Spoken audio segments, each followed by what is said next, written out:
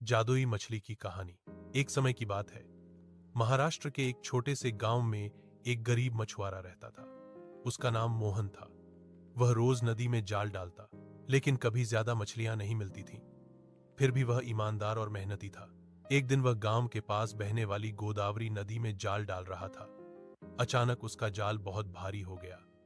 उसने सोचा, आज तो बड़ी मछली फंसी है। जब उसने जाल बाहर निकाला तो उसमें एक चमकदार सुनहरी मछली थी। उसकी आंखें हीरे की तरह चमक रही थीं। तभी मछली बोल उठी, मोहन, मुझे छोड़ दो। मैं कोई साधारण मछली नहीं हूं, मैं जादुई मछली हूं। अगर तुम मुझे वापस पानी में छोड़ दोगे तो मैं तुम्हारी एक इच्छा पूरी कर दूंगी। मोहन पहले तो डर गया, फिर बोला, अगर तुम सच में जादुई हो तो मुझे अमीर बना दो। मछली मुस्कुराई और बोली, सोच समझकर इच्छा मांगो, जो दिल से चाहोगे वही मिलेगा। मोहन ने थोड़ा सोचा।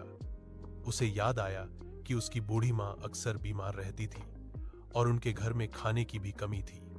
उसने कहा, मुझे इतना धन दो कि मेरी माँ की दवा और हमारे खाने का इंतजाम हो सके। मछली खुश हुई।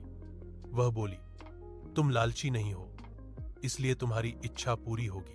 जैसे ही मोहन ने मछली को पानी में छोड़ा, नदी में चमक फैल गई। जब वह घर पहुंचा तो उसने देखा कि उसके आंगन में एक छोटा सा संदूक रखा है। उसमें सोने के सिक्के और अनाज भरा हुआ था। धीरे धीरे मोहन का जीवन बदल गया। उसने मां का इलाज करवाया, गरीबों की मदद की और गांव में एक छोटा स्कूल भी बनवाया।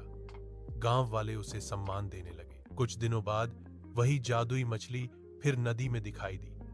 उसने कहा, मोहन, सच्ची खुशी दूसरों की मदद का